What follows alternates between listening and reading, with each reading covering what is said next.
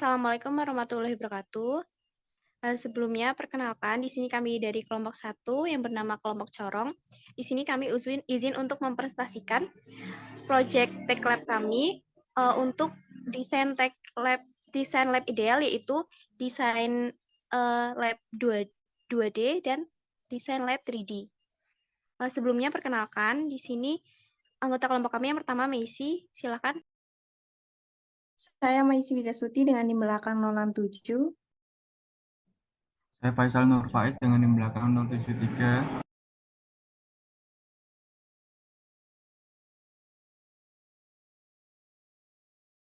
Saya Tasya Aprilia dengan di belakang 79.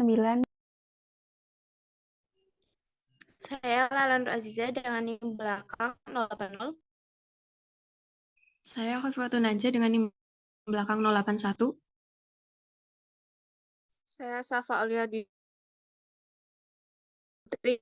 di belakang 08. Saya Emilatul Hasanah dengan di belakang 093. Saya Ayu Purwita dengan di belakang 104.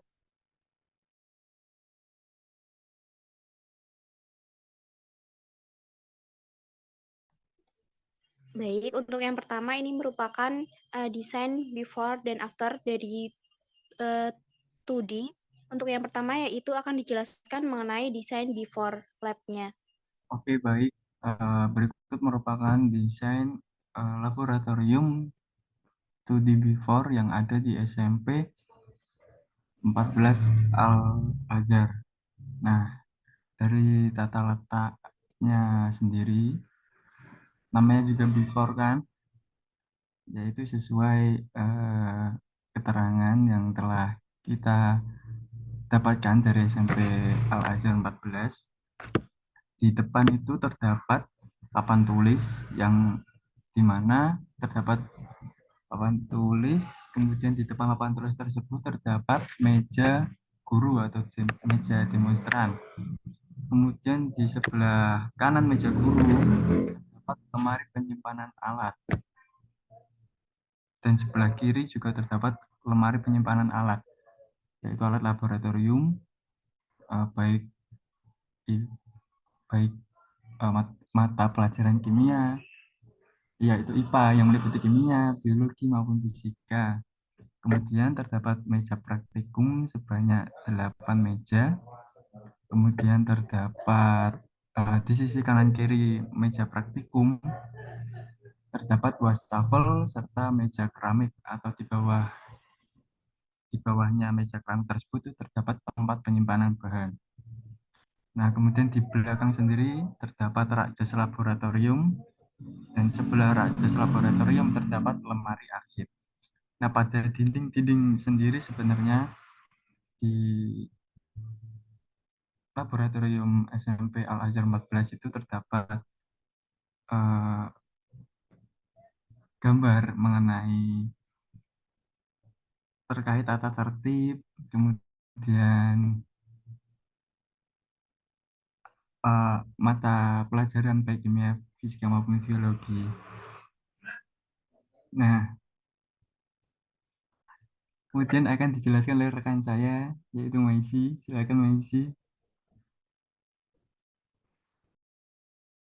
Oke, desain laboratorium IPA SMP Al-Azhar 14 ini belum dikatakan belum ideal karena untuk lemari penyimpanan bahan sendiri itu masih di bawah meja wastafelnya. Jadi belum ada lemari penyimpanan bahan sendiri. Kemudian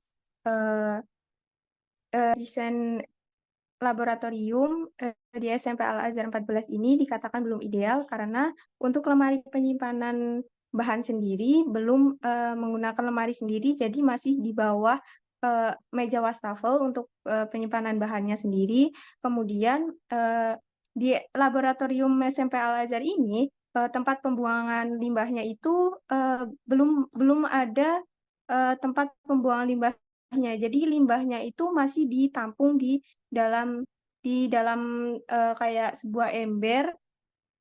Juga di SMP Al-Azhar ini belum ada untuk ruangan persiapannya dan ruangan untuk administrasinya. Pintu masuknya sendiri juga masih satu. Jadi desain laboratorium di SMP Al-Azhar ini dikatakan belum ideal. Selanjutnya saya serahkan ke moderator.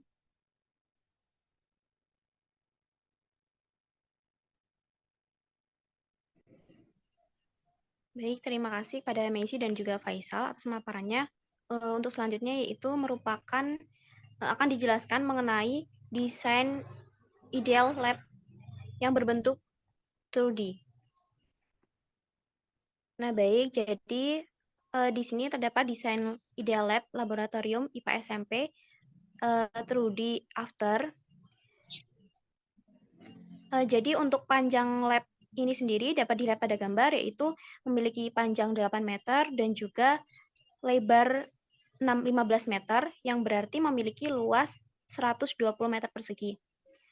Ruang lab ini dapat menampung sekitar kurang lebih 36 peserta didik, sehingga hal ini berarti dapat dikatakan sudah ideal untuk luas ruangannya, karena menurut Peraturan Menteri Pendidikan Nasional Nomor 24 Tahun 2007, dijelaskan bahwa luas minimum ruang lab IPA adalah sekitar 2,4 meter persegi per peserta didik. Untuk rombongan belajar dengan peserta didik kurang dari 20 orang, luas ruang lab adalah sekitar 48 meter persegi. Hal ini berarti luasnya dikatakan sudah cukup, lebih dari cukup. Lalu pada desain lab 2D ini, 2D before ini belum terdapat, untuk desain lab laboratorium 2D untuk yang before itu belum tersedia ruang administrasi, ruang penyimpanan bahan, dan ruang penyimpanan alat. Sedangkan di desain 2D after ini sudah tersedia, yaitu yang pertama ruang penyimpanan alat yang berfungsi untuk menyimpan alat-alat laboratorium. Nah, di sini jadi sudah tersedia, terdapat lemari penyimpanan yang disesuaikan, terdapat ruang penyimpanan untuk alat biologi sendiri, lalu untuk kimia sendiri, dan untuk fisika sendiri. Lalu selanjutnya yaitu ruang administrasi yang mana berfungsi untuk penyimpanan laporan administrasi, lalu berkas-berkas laporan, lalu terdapat juga pengelolaan inventaris, lalu perencanaan praktikum, dokumentasi hasil percobaan, serta koordinasi antar staf laboratorium. Dan yang terakhir yaitu merupakan ruang penyimpanan bahan yang berfungsi untuk menyimpan bahan-bahan yang akan digunakan di laboratorium. Di ruangan ini terdapat lemari juga untuk menyimpan bahan-bahan yang mana dipisah-pisah, disesuaikan untuk bahan kimia sendiri, untuk fisika sendiri, dan juga untuk bahan fisika sendiri jika ada. Untuk selanjutnya yaitu akan dijelaskan oleh rekan saya.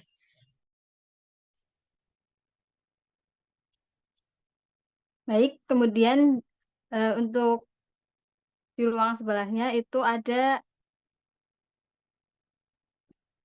6 meja. Di setiap meja berisi 6 kursi atau 6 orang, atau satu meja bisa menampung satu kelompok. Kemudian di setiap mejanya itu ada stop kontak agar mempermudah peserta didik untuk melakukan praktikum yang memerlukan listrik. Kemudian di sebelah kanan itu ada meja dinding.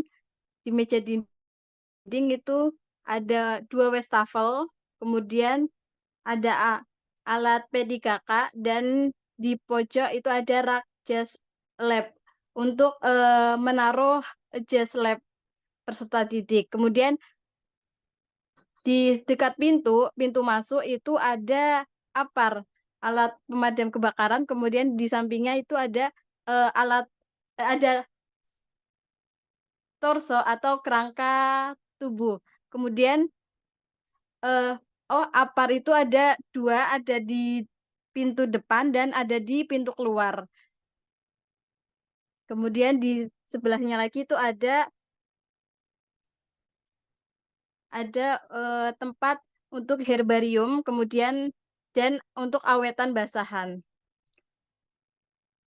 Dan di bagian belakang kelas itu ada lemari asam dan ada tempat sampah untuk membuang sampah, dan di tempat sampah ada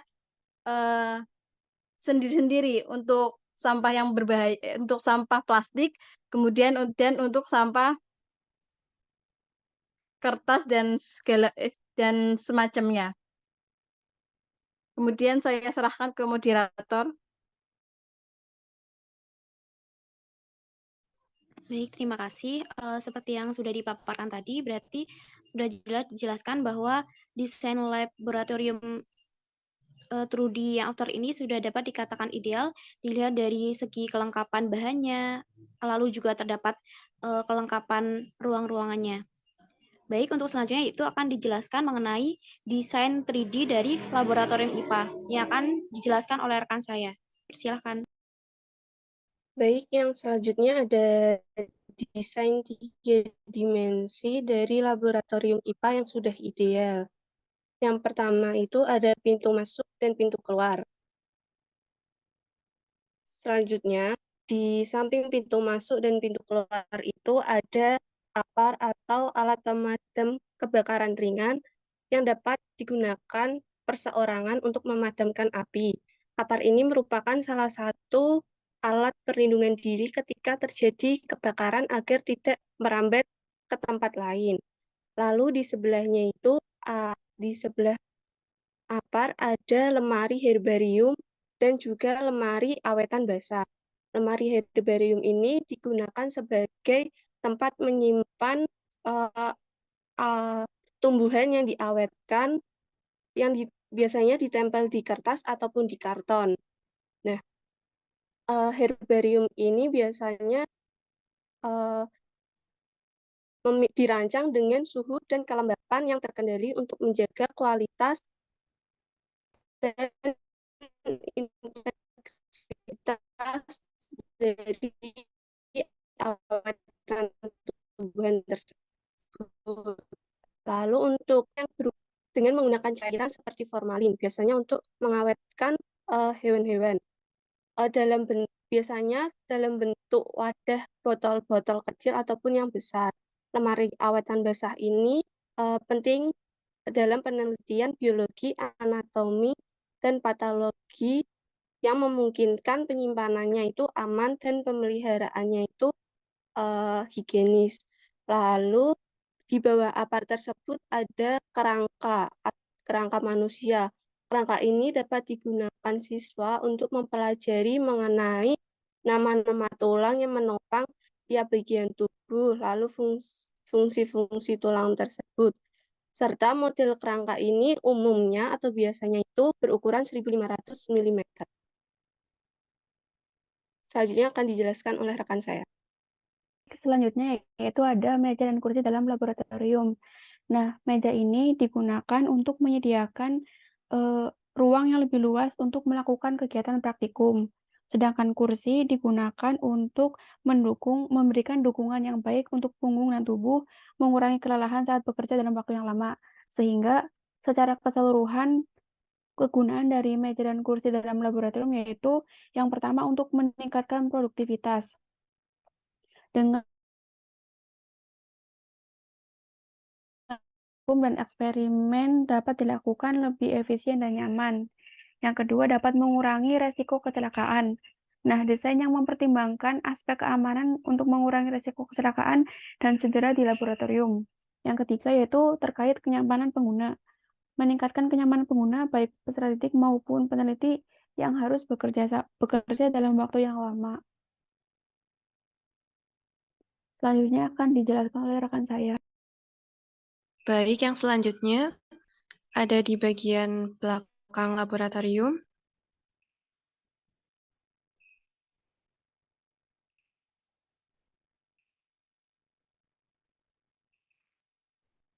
Di bagian belakang laboratorium ini terdapat tempat sampah yang berfungsi untuk pembuangan sampah sisa dari hasil praktikum di laboratorium.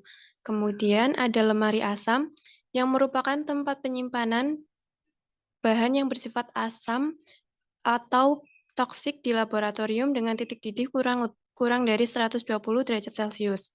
Lemari asam ini letaknya terpisah dari bahan-bahan umum karena bahan yang disimpan di dalam lemari asam merupakan bahan yang toksik atau berbahaya, sehingga memerlukan penanganan khusus.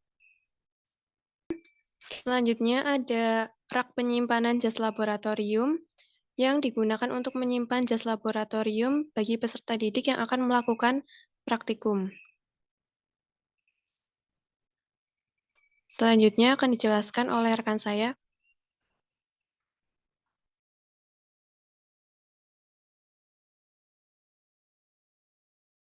Selanjutnya yaitu ada wastafel. Nah, di sini wastafel berguna untuk tempat mencuci alat laboratorium setelah dipakai agar tetap higienis dan bersih. Selain itu juga wastafel digunakan untuk tempat mencuci tangan para praktikan untuk agar tangan para praktikan tersebut tetap steril dan tidak terkontaminasi zat-zat yang tidak berbahaya. Selanjutnya yaitu di sini ada kotak P3K. Merupakan kotak yang berisi peralatan pertolongan pertama untuk menangani kecelakaan ataupun cedera ringan yang mungkin terjadi saat kegiatan praktikum ataupun eksperimen laboratorium. Nah, di sini contoh dari isi dari kotak P3K itu meliputi seperti perban, plester, antiseptik, sarung tangan medis, serta gunting. Selanjutnya akan disampaikan oleh rekan saya.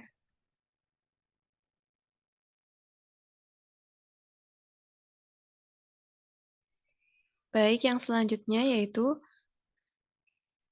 terdapat ruang penyimpanan bahan.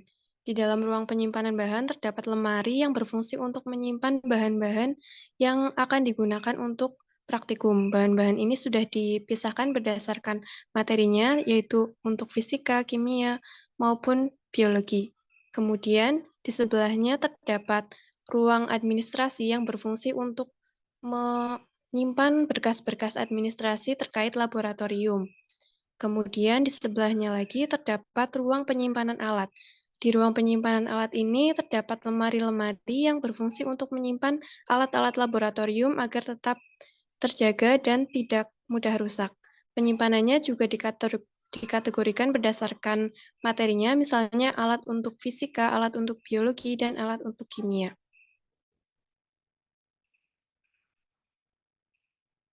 Selanjutnya saya serahkan kepada moderator.